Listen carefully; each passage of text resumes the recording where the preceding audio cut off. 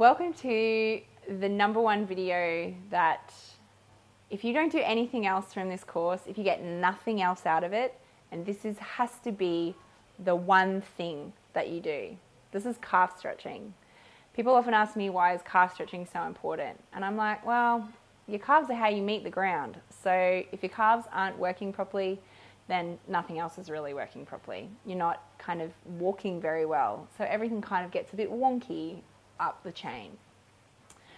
Doing calf stretching is really amazing. And the more you do it, the more amazing it feels. So I recommend to my clients to be doing this little sequence anywhere upwards of 5 times a day. If you can make the time for it, it's amazing, trust me.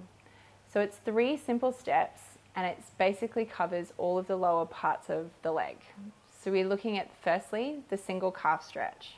Now, a lot of people think this is just walk up to a step and just kind of push your calf. But it's a little bit more complicated than that sometimes. Calves are how we step forward. So you want to be working into a stepping forward position. So find yourself something that you can put under your foot so that you've got a medium to low elevation. Then, very gently, take your other foot and step forward. So rather than using something restrictive like a stair, you want somewhere that you can actually move your body forward and let the calf stretch more naturally.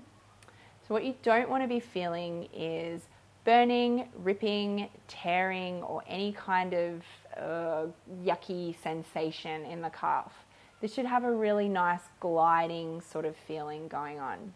You should feel like the calves are actually getting longer and that you're able to take more steps forward. Stand there for a moment, breathe, and just let everything kind of relax until it just feels like you're just standing there. That's all you need to do. Then repeat on the other side. Pretty simple. Step 2, which is actually slightly more important than just doing the calves, is actually the front of the foot or the front of the leg, the tibialis anterior. So the tibialis anterior helps to drive the feet as we're walking. And this one's really nice to do. So with your yoga mat rolled out, you want to just place your foot, the top of your foot, onto the mat, bending forward. What you want to make sure you're not doing is you want to make sure you're not tipping your foot, either rolling it in or rolling the heel in or out or any of those sorts of things. You want to try and keep everything nice and aligned and straight. And then what you're going to do is just, again, very naturally, just take a small step forward with your other leg.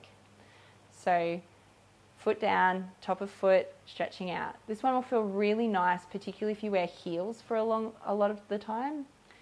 A lot of people don't realize that the front of their foot hurts so much. So take a moment, breathe, let it lengthen, feel that gliding feeling of the tissue. And then after 30 to 60 seconds, it should just feel very neutral and like kind of nothing's happening. Then swap feet, do the other side. The third one we want to do is the double calf stretch. Now, this is actually a slightly more neural stretch, or you'll feel it through kind of the nervous system a little bit more.